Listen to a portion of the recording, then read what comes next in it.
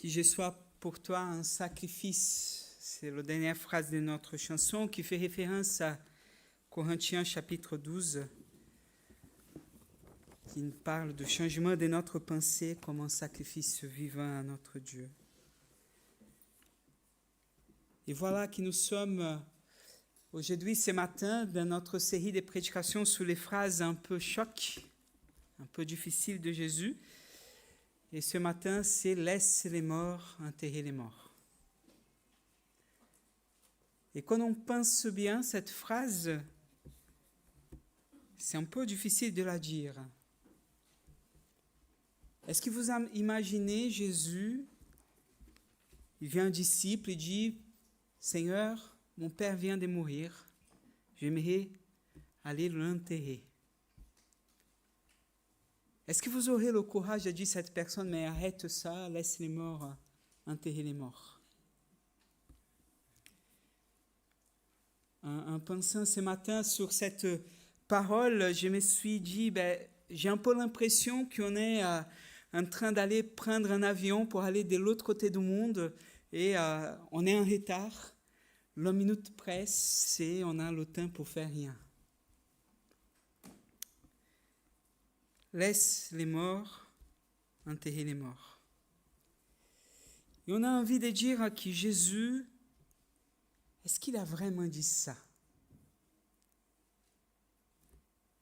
C'est le sens de la phrase, bien entendu, mais est-ce que Jésus a manqué autant d'empathie en disant cette phrase? Au-delà des injonctions de faire le travail du deuil, de possibilité à l'autre de dire au revoir, que peut-on comprendre de ce passage qui n'est ni un précepte, ni une maxime, n'est pas un adage cynique? Je vous invite à lire tout le passage pour qu'on puisse commencer à comprendre qu'est-ce qui signifie pour Jésus quand il dit « Laisse les morts enterrer les morts ». Lisons ensemble du verset 18 au verset 22. Jésus, voyant une foule autour de lui, donna l'ordre de passer sur l'autre rive. Un scribe vint lui dire « Maître, je te suivrai partout où tu iras. » Jésus lui dit « Le renard ont des tanières, les oiseaux du ciel ont des nids, mais le Fils de l'homme n'a pas où poser sa tête. » Un autre parmi ses disciples lui dit « Seigneur, permets-moi d'aller d'abord ensevelir mon Père. » Mais Jésus lui dit « Suis-moi, il laisse les morts ensevelir les morts. » Je vous invite à prier. Seigneur mon Père céleste, nous te prions au nom de Jésus de nous parler, de nous interroger ce matin, de nous aider à te comprendre et à appliquer dans notre vie ta volonté. Nous te prions au nom de Jésus. Amen.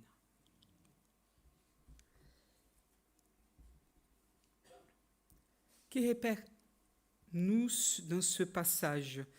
Il y a des mouvements, ou plutôt des intentions de mouvements contradictoires ici.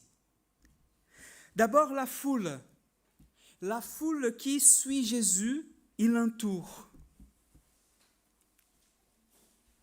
La foule entoure Jésus, la foule ne veut pas quitter. D'ailleurs, Jésus va passer de l'autre rive pour quitter la foule qui ne veut pas sortir de son côté.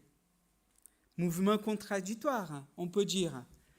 Si je suis un prédicateur, si je suis là pour une mission, je veux que la foule soit là.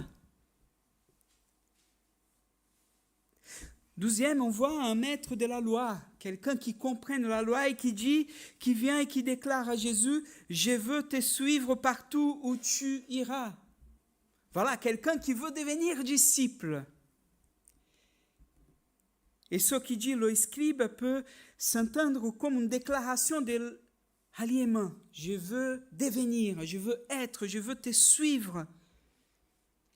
La disposition à devenir disciple, de marcher derrière le maître. Jésus va s'opposer à ces docteurs de la loi et la réponse que nous allons entendre, c'est le mouvement de sa volonté va s'arrêter net. On n'entend plus parler de lui après. Mais il s'agit-il de la part de Jésus d'un avertissement, d'une volonté de... Ce n'est pas une volonté de décourager, mais de mettre la réalité. Devant, je veux te suivre partout. Ok, mais regarde, le Fils de l'homme n'a pas où se coucher.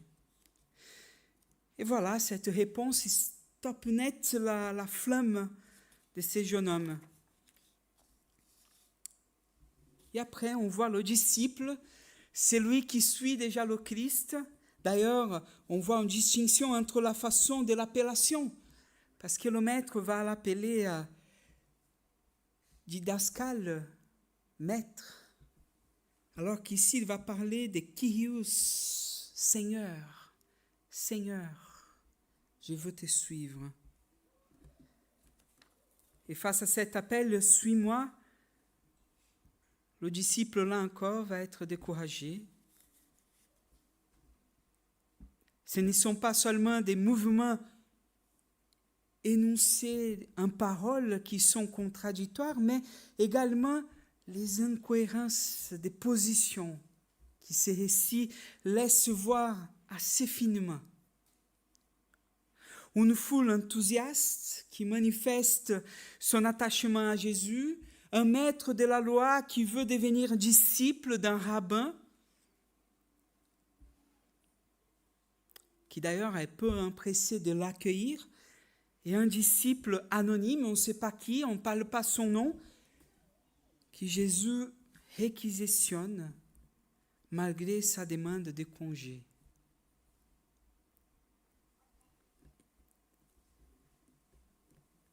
Si on regarde de près, ça nous peut paraître un peu bizarre dans ce récit qui nous invite finalement tant de monde qui veut rejoindre Jésus, et là, la personne qui veut le congé, c'est celui que Jésus demande de le suivre. On voit bien qu'il est la question de la mort, du deuil, de ce qu'il convient de faire ou de ne pas faire ici. Dans pareille circonstance, ce n'est pas du tout le sujet central. D'ailleurs, je veux vous inviter à lire un deuxième récit qui est celui de Luc, qui parle aussi, mais d'une façon un peu différente, pour nous aider à comprendre ce que Jésus veut nous dire. Luc chapitre 9, versets 57 à 62. Pendant qu'il était en chemin, quelqu'un lui dit « Je te suivrai partout où tu iras. » Jésus lui dit « Les renards ont des tanières, les oiseaux du ciel ont des nids, mais le Fils de l'homme n'a pas où poser la tête. » Il dit à un autre « Suis-moi. » Celui-ci répondit « Seigneur, permets-moi d'aller d'abord ensevelir mon Père. » Il lui dit « Laisse les morts ensevelir les morts. Toi, va-t'en annoncer le règne de Dieu. » Un autre dit « Je te suivrai, Seigneur, mais permets-moi d'aller d'abord prendre congé de ceux de ma maison. » Jésus lui dit « Quiconque met la main à la charrue et regarde en arrière n'est pas bon pour le royaume de Dieu. » Dans ces plans narratifs de Luc, ce passage vient dans la suite des considérations sur la question comment être disciple de Jésus. Ici, Luc, il nous parle de cette intensité et on va voir que les personnages qu'il va présenter n'est pas le même que Matthieu. Ce récit en Luc va être la suite de Samaritains qui vont Régnier le Christ, la suite de fils des Zébédée, de Jacques et Jean, qui vont demander au Seigneur d'apporter avec sa foudre et voilà, tuer tous les Samaritains. Donc voilà, une ferveur de jeunesse, d'un amour un peu foudroyant, pouvons-nous dire. Et Jésus qui va les mettre face, je ne veux pas des gens qui viennent foudroyer les autres, mais plutôt des gens qui sont vulnérables et qui acceptent de me suivre. Bref, c'est dans la suite de ces récits qu'on regarde cet appel du Christ. À la différence de Matthieu, Luc ne parle pas de la foule, comme j'ai dit tout à l'heure. Cependant, on a toujours ces trois interlocuteurs, ces trois sujets qui vont être apportés, et toujours par quelqu'un lui dit. Jésus dit à un autre encore dit au Seigneur, verset 61. Donc, on ne sait pas qui sont ces personnes en Luc. On ne parle pas. En quelque part, ces trois personnages en Luc tiennent le rôle de la foule décrite en Matthieu. En chemin avec ses disciples vers Jérusalem, Jésus semble accompagné d'anonymes, de sympathisants, peut-être des personnes souhaitant devenir des disciples. Et comme le maître de la loi, dans la version de Matthieu, un premier interlocuteur dit « Je te suivrai partout ». Et comme dans la première version de Matthieu, la réponse est stop net. En revanche, pour le 12e interlocuteur, il y a un changement. Le récit ne parle pas de la même façon. Il est sensiblement différent. Si Jésus va tempérer un peu son élan, le suis-moi vient de Jésus. Jésus va l'interpeller. L'injonction vient de lui. Ce dernier répond comme des disciples anonymes dans la version de Matthieu. Il va dire, il ne refuse pas d'ailleurs. Il ne dit pas, Seigneur, je ne veux pas te suivre. Il dit simplement, il propose d'ailleurs de, laisse-moi le temps d'aller ensevelir mon Père. On doit noter une 12e façon particulière de décrire. Le suis-moi est immédiatement, complètement par va-t'en annoncer le royaume de Dieu. Laisse les morts ensevelir les morts, va-t'en annoncer le royaume de Dieu. Un rajout qu'on n'a pas en Matthieu d'ailleurs. Ça montre une espèce d'urgence, il faut annoncer le royaume. Il y a un appel insistant de Jésus visé à un choix d'opérer sans attendre une décision dégagée de toute tergiversation. J'essaie de mettre des bons mots dans ma prédication. Allez ensevelir son Père. N'est-il pas un synonyme de faire ses adieux, de clôturer quelque chose?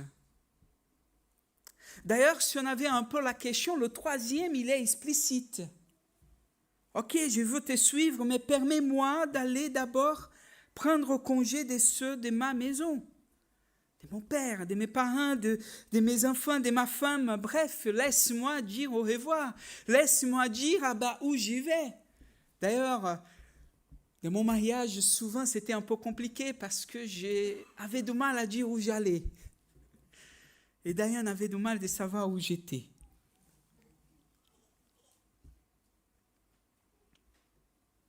Ce qui me semble aujourd'hui difficile d'exister. Comment je peux aller sans dire à ma femme où je suis? Elle m'a bien éduqué là-dedans.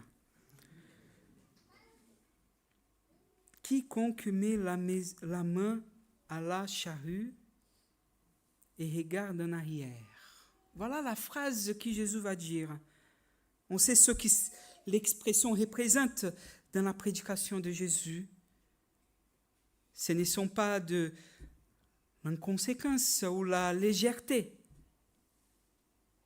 mais l'affirmation d'une existence définitivement tournée vers une nouveauté de vie, une attitude existentielle d'engagement de sa pensée, de son être, de ce qu'il est. Originairement, regarder en arrière, c'est en quelque part une allégorie qui montre vraiment qui est incarnée par exemple par la femme de Lot. Elle regarde vers l'arrière et elle s'est fait une statue de sel. C'est en quelque part la logique de regarder vers ce qui s'est passé, de ne pas lâcher ce qui est derrière nous, d'un peu être tiraillé entre ce qui va se faire et ce qui s'est passé avant. Quelque chose qui ne nous permet pas d'avancer.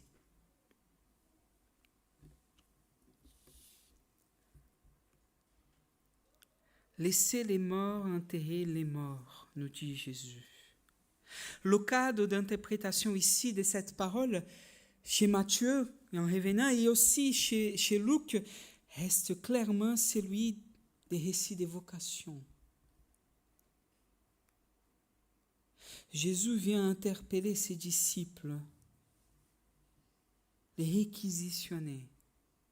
En Luc, par exemple, chapitre 10, Jésus va séparer les 72 disciples pour les partager, pour qu'ils puissent annoncer la venue du Christ, la venue du royaume. On décèle ici une urgence, ici une clé importante de notre interprétation. Il a un regard ici d'urgence. Mais en Luc, c'est intéressant parce que la mention de la charrure, dans ces contextes, est intéressante. D'ailleurs, si on va dans l'Ancien Testament, on a un autre exemple de charrure. En 1er Roi, chapitre 19, versets 19 à 21. Élie partit de là et trouva Élisée, fils de Shaphat, qui laborait. Il y avait devant lui 12 paires de bœufs, et il était avec la 12e. Élie passa près de lui et jeta son manteau sur lui. Élisée abandonna ses bœufs, courut après Élie et dit « Laisse-moi, je t'ai pris, embrasser mon père et ma mère, et je te suis. » Élie lui répondit « Va et reviens, à cause de ce que j'ai te fait. » Il s'éloigna d'Élie, il prit une paire de bœufs qu'il offrit en sacrifice. Avec l'attelage des bœufs, il fit cuire la viande et il donna à manger au peuple. Puis il suit Élie et devint son auxiliaire, son disciple héritier. Un peu différent dans les passages. Mais ici, dans ce passage, l'appel n'est pas verbal. Élie ne dit pas « suis-moi ». Élie jette simplement son manteau. Élisée, alors, est identifié dans une filiation. Il est le fils de Shaphat. Élie le rencontre dans son champ, sa propriété, en train d'élaborer, occupé par l'avenir de son héritage. L'identité et la profession d'Élisée est bien claire ici. Le nom du père, le métier posé, son existence. Et d'ailleurs, si je vous demande qui êtes-vous, combien de nous n'allons pas dire ah ben voilà, je suis le fils de tel, le mari de tel, le père de tel. j'ai tel métier, j'ai fait telle chose, je suis médecin, je suis boulanger, je suis... Et pourquoi on fait ça? Parce qu'en quelque part, ces choses dans lesquelles nous faisons nous aident un peu à nous concevoir. Mais ici, le manteau, ce geste va être bien compris. D'ailleurs, on n'a pas besoin de dire à Élisée qu'est-ce qu'il est appelé à faire. Il sait.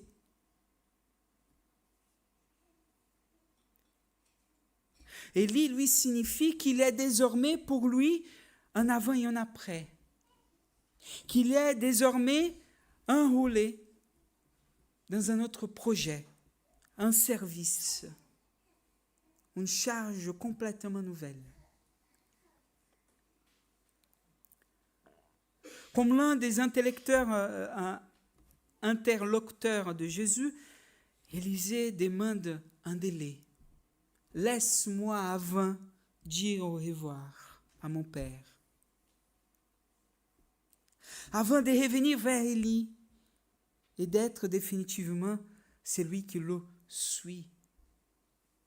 Mais Élie n'a pas la même réponse de Jésus. Il ne dit pas, voilà, non, on y va. Ne regarde pas arrière à vous. Il dit, va et reviens. Élisée ne se dérobe pas.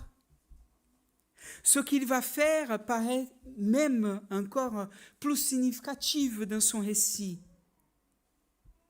Il prélève sur un de ses bétails, il fait un sacrifice, il offre un sacrifice. Mais ce n'est pas un mime à sa propre consécration, non. Le sacrifice, ce n'est pas seulement une action de grâce, c'est aussi une occasion d'Élisée de finir avec sa profession, de dire au revoir et donner congé à assez. C'est une fête de revoir. Je ne sais pas si vous êtes déjà parti à une longue distance, mais quand on va partir, on fait normalement une espèce de crémaillère. Je ne sais pas comment on dit ça. Non, ce n'est pas le bon mot. Anne m'a dit non. Ok, donc on dit une fête de revoir. Voilà. Pot de revoir. Vous voyez que vous construisez la prédication avec moi, ça c'est super. Pot de revoir.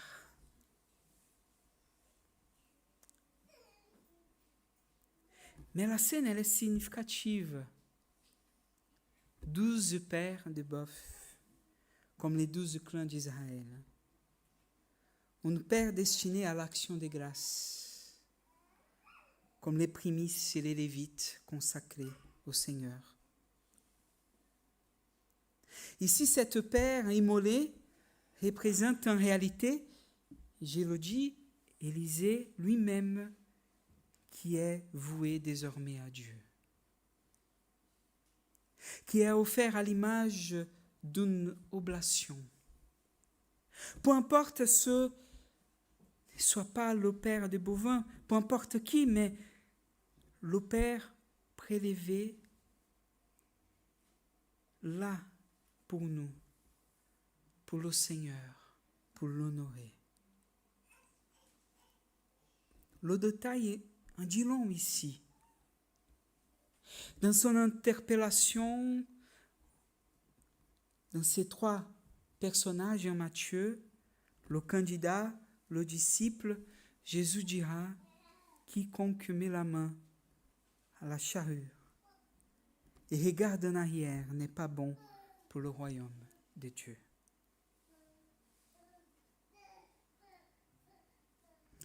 Dans ces 2 récits, celui d'Élisée et celui de Jésus, ça peut nous paraître différent, il est différent. On voit que la construction se donne de façon différente. La charrue va être, même dans le cas d'Élisée, utilisée pour chauffer la viande qui va être servie dans la fête. Dans le cas d'Élisée, il va tout donner et il va tout abandonner pour suivre Élie en tant que disciple.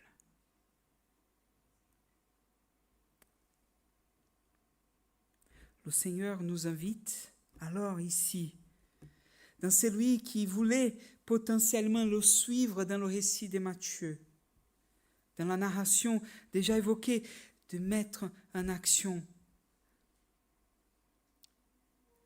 sous la perte, certes, des parrains, des paroles, des gestes, l'adieu, le sépulter, soient celles qui nous sont chères.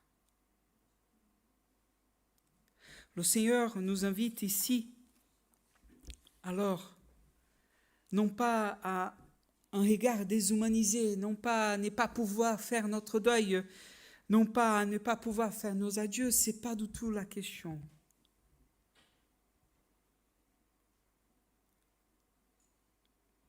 Laisser les morts enterrer les morts est donc une invitation à comprendre d'abord, à travers ces paroles et ces gestes qu'elle déclenche, au travers également à ces positions et ces réponses qu'elle découle. Il y a quelque chose dans ces disciples qui suivent le Christ, mais qui ne sont pas prêts à tout donner.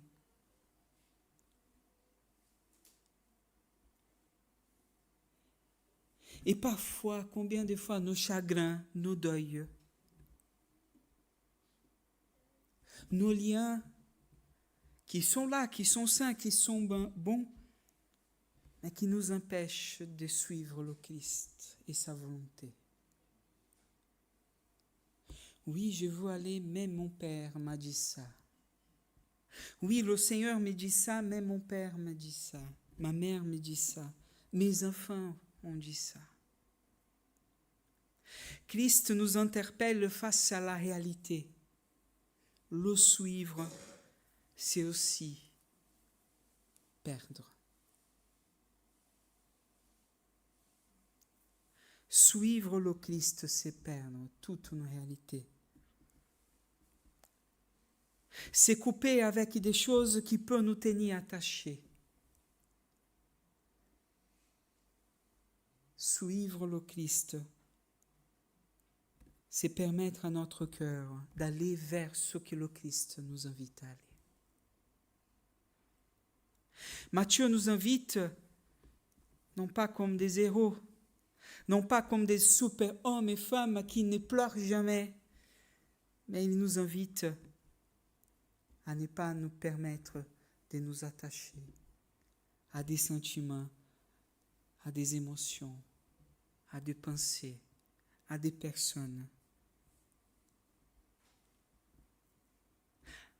à nous permettre de suivre le chemin de Christ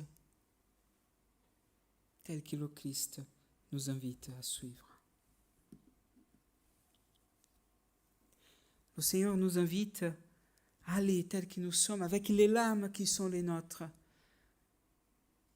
à rendre tous ceux qui nous sommes dans ce chemin des disciples-là qu'il nous met. Il y a un récit d'un sophiste, je voulais finir avec celui-là. Un sophiste voyant Solon pleure la mort de son fils. Lui dit, « Pourquoi pleures-tu ainsi? Puisque cela ne sert à rien. » Et Solon lui répondit, « Précisément parce que cela ne sert à rien. » Le Seigneur ne nous invite pas à ne pas pleurer. Il ne nous invite pas à ne pas faire le deuil, et à ne pas enterrer ceux qui sont morts. Il nous invite par contre à ne pas nous laisser engloutir par ces émotions et emprisonnés par elles. Il nous invite ce matin à laisser dans son autel tout ce que nous sommes, tels que nous sommes, comme nous sommes. Et à dire, Seigneur, me voici. Le Seigneur nous invite ce matin à le suivre même si parfois cette route, c'est la route qui passe par la lamentation, le pleur, la perte. Je vous invite à prier. Et si vous êtes prêts à dire, Seigneur, me voici. Et si vous n'êtes pas prêts à dire, Seigneur, aide-moi.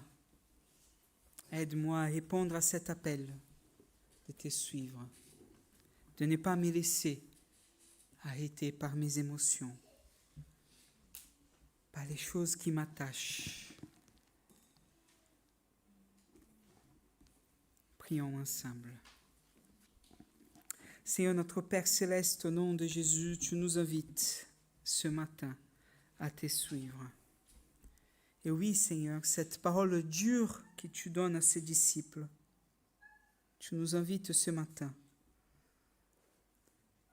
Et l'invitation à être disciple, Père, n'est pas l'invitation d'être dans la joie, mais c'est l'invitation de faire le chemin que Christ a fait. Le chemin qui passe parfois par des sacrifices, par des douleurs, par des questionnements profonds. Et Seigneur, on voit que ce n'est pas tout le monde qui est prêt. Mais toi, Seigneur, tu ne veux pas nous appeler à nous tromper. Tu ne veux pas nous tromper, Seigneur. Tu ne veux pas vendre une chose qui n'existe pas. Tu veux que nous soyons tels que nous sommes, mais tu te présentes aussi tel que tu es.